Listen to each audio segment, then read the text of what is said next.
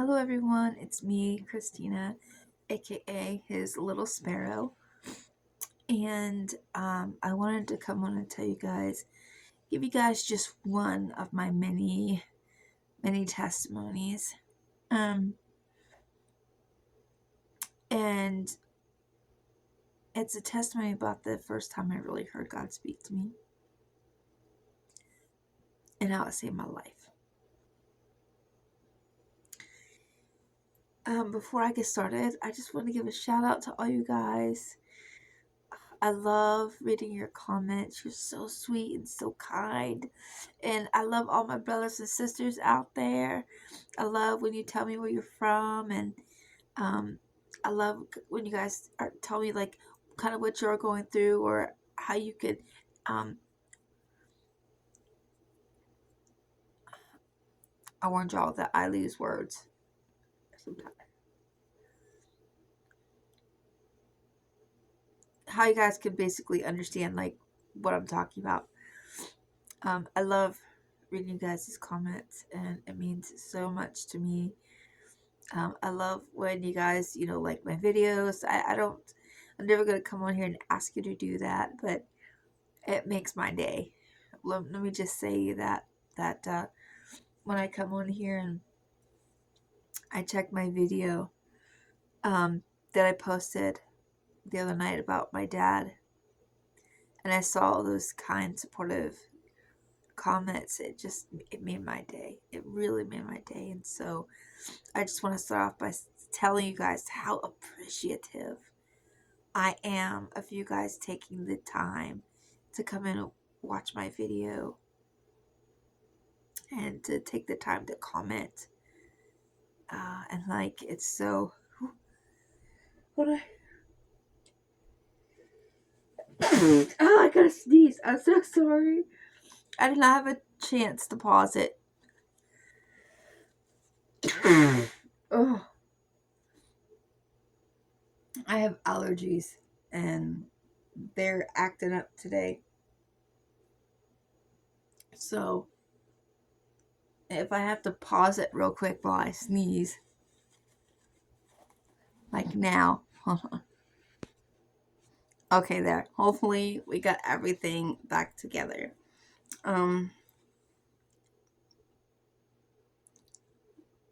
What's the word? Where was it? Oh, I was just telling you guys how much I really appreciate the comments and the likes, and how I feel so blessed that you guys would sit and watch my videos, and I hope that they encourage you. I have such a love for the body of Christ, and I love to encourage and uplift the body of Christ, and that's the only reason why I'm here. Why I'm here on YouTube is just to uplift the body, encourage the body, and cause growth within the body. Because I'm also a teacher, not a school teacher, but like, I was a Sunday school teacher for many years for different grades, and then I began teaching Bible studies. Before I got sick, I had a women's ministry for quite a few years. It was actually called School of Disciple Makers. It was on Facebook. And then we moved to YouTube, and there was a lot of us, and God had granted me with a ministry there, and I loved it so much. But he called me away from YouTube at that time, which I was really upset, and I didn't understand why. But then, like a month later, I found out that I had heart failure. And shutting down my page was the hardest thing I ever had to do. Leaving was the hardest thing I ever had to do. Heart failure was the hardest thing I'd ever been through. But God, that's a whole testimony in itself. How, I still have a pacemaker and everything, but God is bringing me through it. He's just, he's so good. But let me get to what I was the testimony that I was going to give, what I was going to talk about. How Jesus saved my life. So This happened when I was in my probably mid to late 20s. And being blind to one eye, and with all my health problems, I couldn't drive. I couldn't get my license. And so I would spend weeks at a time by myself in my apartment. And even though I lived in a complex, like, sometimes I had roommates, but it felt as though like I didn't sometimes, because they were always doing their thing, and I would just be depressed because I would want to work. I wanted to go to college. I wanted to be an ocean. Basically, an ocean photographer. I can't think of the name of it now. If you weren't here before, I pre-warned you guys that sometimes literally just forget words in the middle of a sentence. So just be prepared for that. Oceanographer, I think, is the word. I loved dolphins. I loved sea life. I loved the ocean. I lived nowhere near one, but I loved that, and I wanted to be an oceanographer. That's what I wanted to go to college and to be. And finally, like, my family, my doctors had to break it to me, like, look, you only have one eye. You're gonna get eaten. You go and try to go in the water, and no, you're gonna get eaten, Christina. That's not the plan for you. And so I changed my path, and I wanted to be a journalist. And I was even going to go to my local newspaper for a little bit. Anyways, all of that failed because I just started to get really sick. And I would be sick often. I would try to go to college. I almost graduated college. I forget how many credits away from graduating, but it wasn't very many. But at the end of it, I just got really sick. And so I didn't have a career. I didn't even have a job. I love kids. Oh, I love kids so much. But I could never have kids. Basically, because I was born premature, all of the womanly organs are still sort of premature. And so I could never even conceive a child, let alone carry a child. One of us would die. So I could, but there's no way that I could even conceive a child. And that depressed me because I loved kids. I loved kids so much. And at this time, I was just really depressed because I was seeing people younger than me go and do all these things I wanted to do. Go and get careers and have families and have kids, and it kind of felt like as if I was just staring at a window watching life pass me by, and I couldn't partake in it. That's what it felt like. Hold on one more second. There we go. I felt invisible.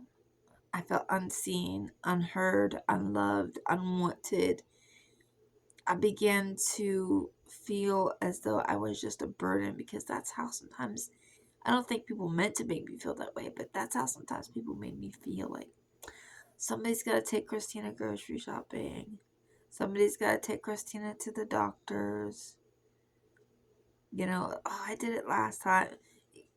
Like, I'm sure they didn't mean to, and I did not want to be a burden. But because of all my health problems, I had to go on Social Security. And this was depressing for me because I didn't want to sit there and do nothing.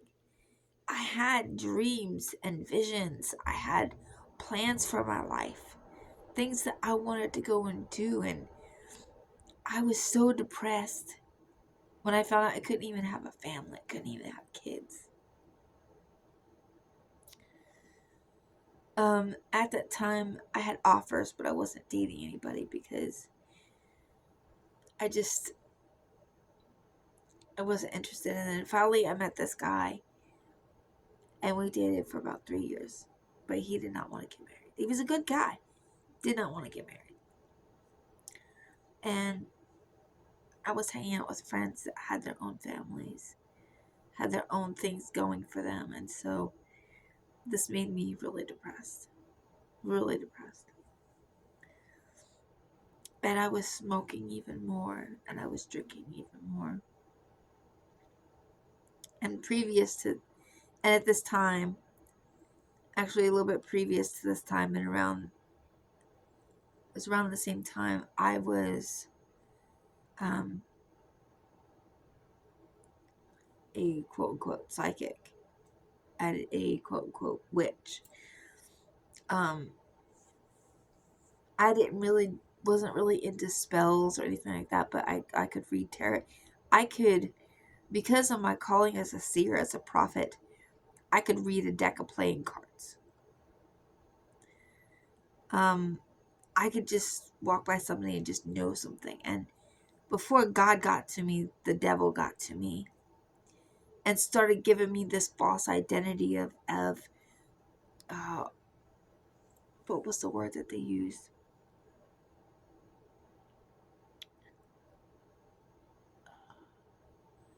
It was psychic, but it was something else as well.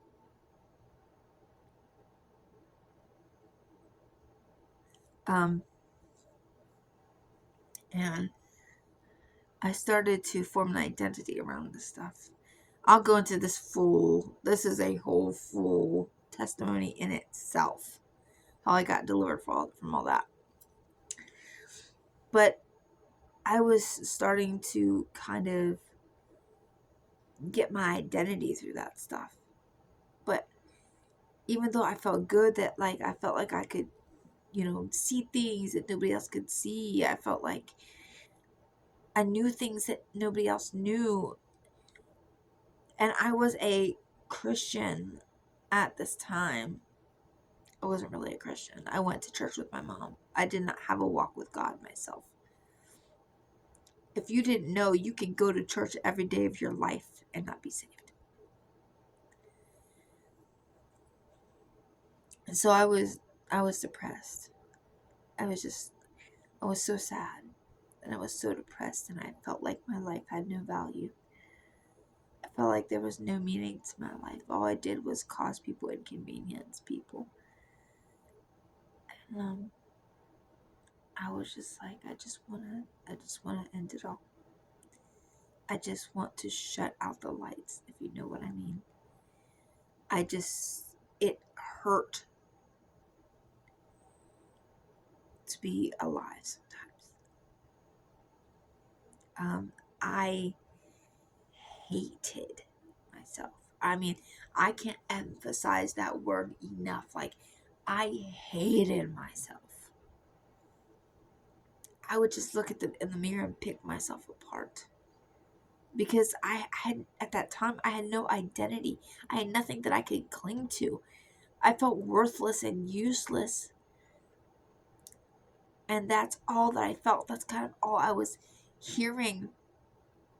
And I was alone a lot of the time. And the few friends that I did have,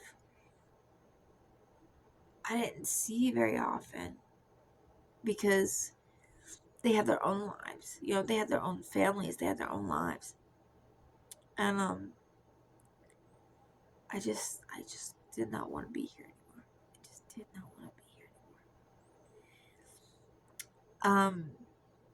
But I was a sissy Lala, and I didn't think I could take my own life. But I was like, you know what? I might just take pills. I don't think I could physically hurt myself. I would just overdose on my medication, mix it with alcohol. And so I was thinking about how to do it. What's the best way to do it that's going to leave the less mess for everybody else? And I was thinking about that.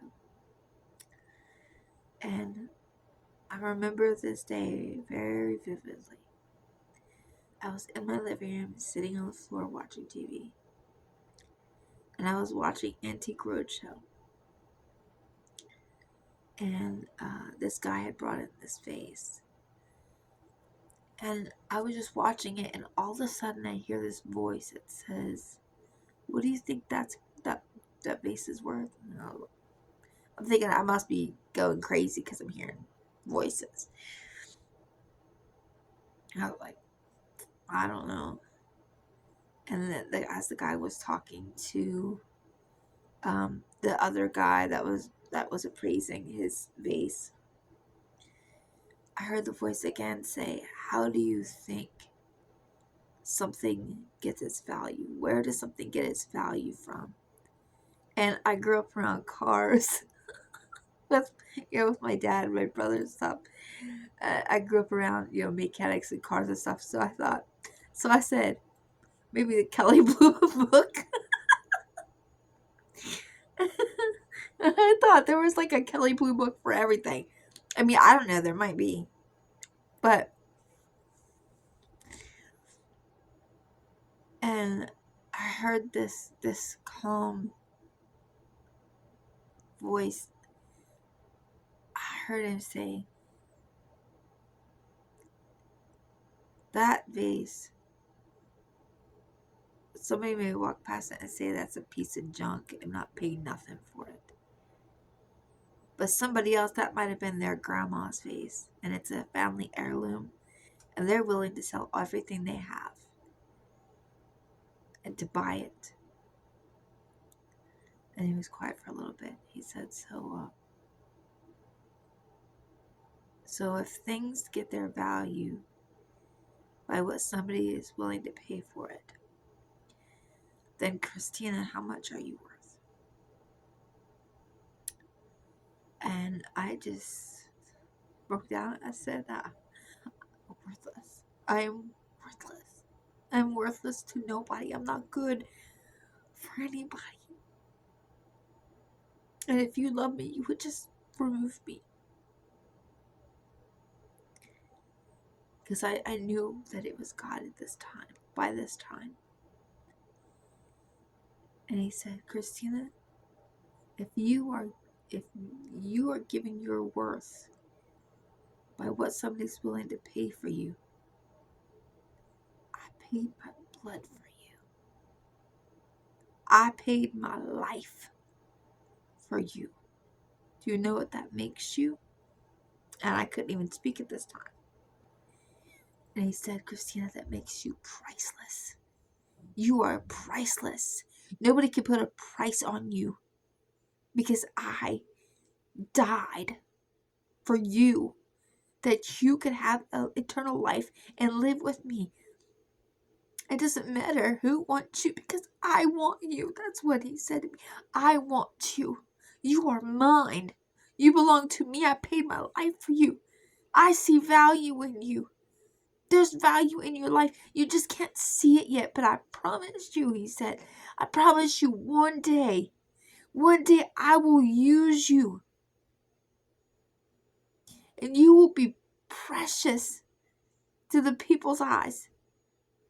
One day I will use you mightily." He said, "Just hold on. Just hold on and find me. Just come and seek me, and I will tell you your worth." I said, "I will remind you every day that I love you, that I chose you, that you are beautiful to me." And that was the day that changed my life. That was the day that changed my life. I dumped my boyfriend at 3 years. I got rid of the friends that I had. I secluded with Jesus. I asked, my birthday was coming around, and I asked my aunt for a Bible. Like a real, like not just a little kid's Bible. I wanted a study Bible. I read I read that thing so much that I swear the print was gonna come off the pages. I was just meeting this God that I had never really known about. Like, I knew of him, but I did not know him. And that was the difference. That is what changed my life. I got rid of the alcohol. I got rid of the cigarettes. I got rid of the boyfriend. Anything that would hinder me from God, I got rid of it. Because I tasted and seen the only thing that could give me purpose, the only thing that would make me want to be alive. I met him, and nothing else matters. Nothing else matters. Nobody in this world made me feel like I was worth anything. Like I was just extra baggage. But God came into my life, and he made me feel priceless. He made me feel precious. He made me want to live. And not just live, but live for him. And I said, then and there, God, I give you my life. My life is yours. I will live my life for you. I give my life to you, God. Have your way in me. Your will, not mine. I belong to you. And over the next couple of months, I begin to read the word and fall in love with this Jesus. I fell so deeply in love with him that nothing else mattered. I would run to my room to get to my Bible to see what Jesus had to say to me today. I would run to the presence of God to just hear his voice, to hear what he had to say to me today. I depended on him for everything. And when people would say things and hurt my feelings, I would run to Jesus. I would run to him and spill my heart out to him, and he would say, that's not how I see you. That's not what I think of you.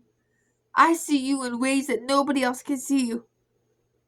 And someday, this is what he called me, as little sparrow. Someday, my little sparrow, other people will see you the way that I see you. Someday, my little sparrow, I will use you. You have a purpose. Your life has a purpose. So to anybody that feels like your life doesn't have a purpose, hang on, because it does. Your life is a precious jewel in God's crown. You are beloved and precious to him. You are priceless in his eyes. He adores you. So it doesn't matter what anybody else in this world thinks. I don't care. I don't need the opinion of anybody else. I only need his opinion. I only care what he thinks. I don't care. If somebody thinks I'm too fanatical, if you think I'm too fanatical for Jesus, that's your opinion. That's none of my business. You don't like the way I look? That's your problem. Now, if I offend you, if I say something, if I'm mean to you, which I would die before I would ever be mean to somebody, that's a different story. But now when it comes to who I am, all I need is Jesus' approval. And then I began to devour the word. I was listening to worship music 24/7. I would be locked in my room. I would have a bed, and then beside the bed there would be this like desk. Except for you could only see the top part, and I had my little laptop set there, and I would have Pandora music open, and I would be reading my Bible and writing in my prayer journal, or I'm an artist in my own head, so I'd be like doing art, or and just like always in that secret place. Always could not wait to just run to that secret place to be in his presence. And then as I'm getting closer and closer to him, and things are lifting, and he's setting me free from the witchcraft and the smoking and the drinking, and he's setting me free from, sexual immorality. He's setting me free from all this. Is all I'm telling you. There's so many testimonies in my life. So many times that the devil tried to take me out. So many times that I've come as close to dying as you could possibly get without dying. And I have written papers to prove this. Near death experiences, the testimonies that I have that I would tell. So I start getting closer and closer to him. And I remember saying, God, if it's me and you for the rest of my life, I'm okay with that. Meaning, if you don't bring a man into my life, I'm okay with that. If it's me and you, Jesus, for the rest of my life, I'm okay with that. 2 months later, after I said that, now I had spent lots and lots of time with God, probably about 1.5 years, that it was just me and Jesus. But about 2 months after I told God that, he brought my husband into my life. And little did I know that my husband is all the way across the United States. And he's saying the exact same thing. God, if it's me and you for the rest of my life, I'm okay with it. Our marriage is a testimony in itself. And we have had so much warfare against our marriage. Here in a second, I still have that Bible. My very first Bible, the Bible that I had when I was falling in love with Jesus. And I'm going to show you that here in a second, but I just wanted to say, it's never worth trying to shut out the lights. Never. Because it doesn't matter what man says or what man thinks or man's opinions or even our opinions. What matters is that there is a God who loves you passionately with a heart full of forgiveness and hope and promises. He has a plan for your life. You were born for a purpose, for such a time as this. God wastes nothing. There is not one human in this world that is a waste. There are humans that choose not to take the route that God has for them, and that choose other paths and choose other gods. But that's not what God had for them. God has a purpose for all of our lives. I have plenty more testimonies to come. I have so many more testimonies to come. But I will never forget that afternoon that I was watching the Antique Roadshow. And God spoke to me through the Antique Roadshow. God could speak to you through anything. Through anything. Seek his face. Seek his voice. We're all so precious in his eyes. Let me show you my Bible real quick.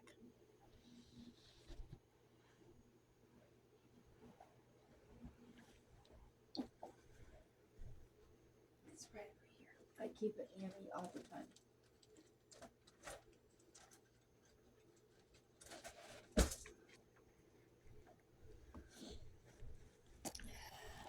I had to recover it because the spine, it was a hot mess.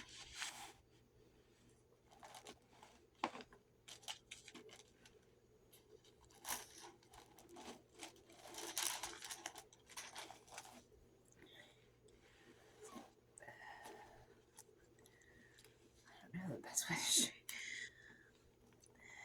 This whole Bible.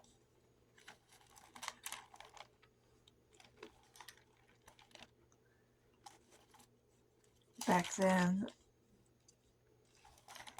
I didn't take notes like I do now.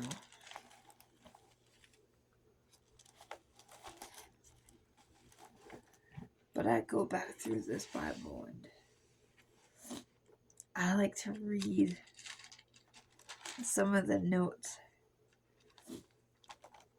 that I had. Because you could tell that's when I was falling in love with Jesus.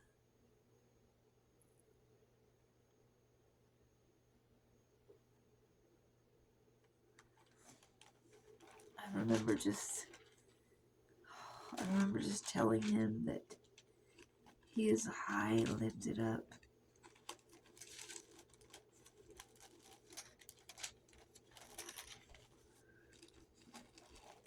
I have scriptures in here on spiritual warfare.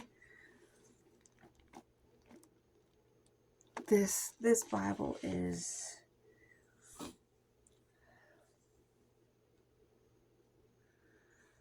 I've been married for 14 years.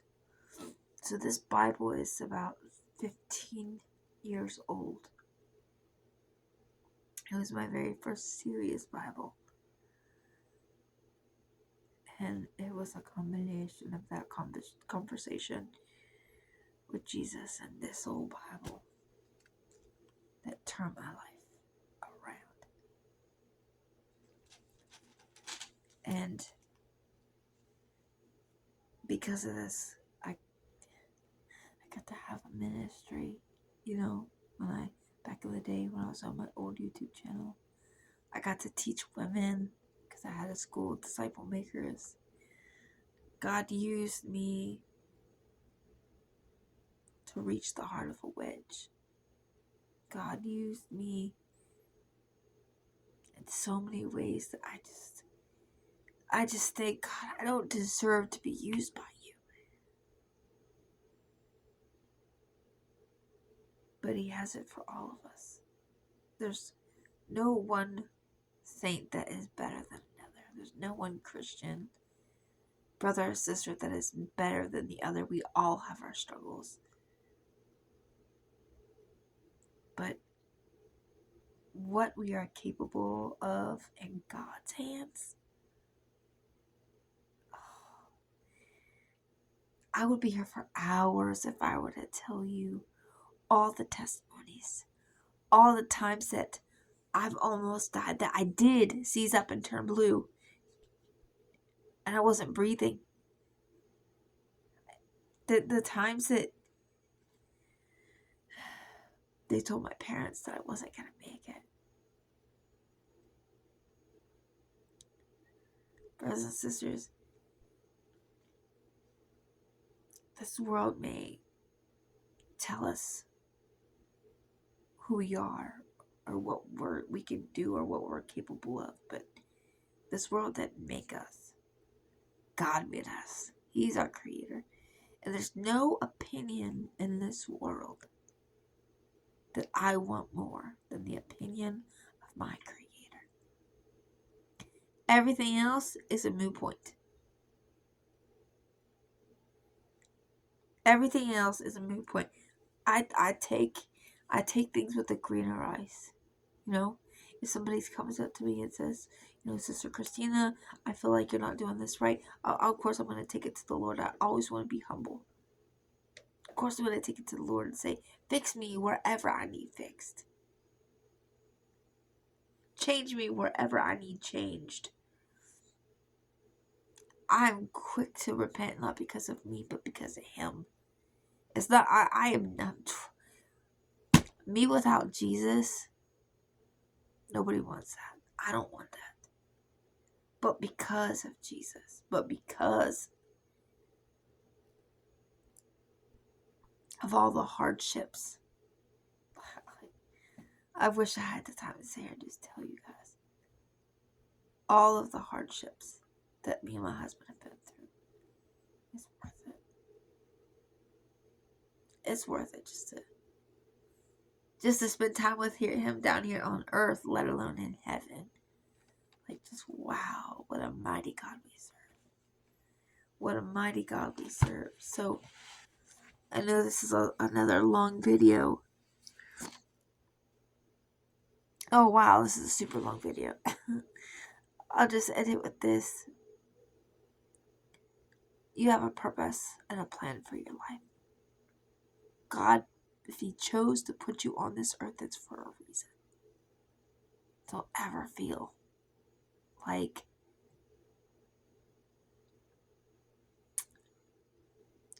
like you're purposeless. Alright, God bless you guys.